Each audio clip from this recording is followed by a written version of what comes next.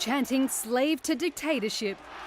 People in Thailand marched to the Grand Palace in the capital Bangkok on Sunday. More than 10,000 people spilled onto the streets, according to Reuters estimates, although police put the number at 7,000.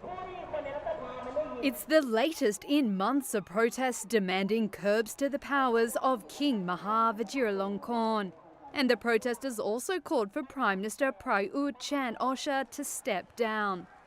At one point, the police fired a water cannon, the second time that it's been used since July when the protests kicked off. It was a shock to those on the front line.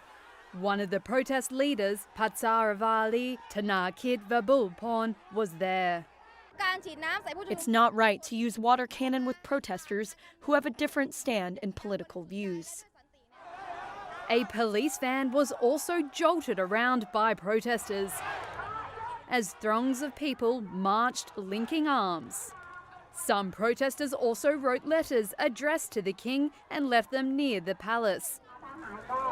Protesters have called for reversing the changes the king made shortly after taking the throne, which included taking personal control of the palace fortune and some army units. They say the monarchy has helped enable decades of military domination in Thailand. We are marching to a royal household because we want the king to know what the people want from him. The reason we're here today is because we want to communicate with him. The palace hasn't commented on the protests since they first began, but the king said a week ago that the protesters were still loved and that Thailand was a land of compromise.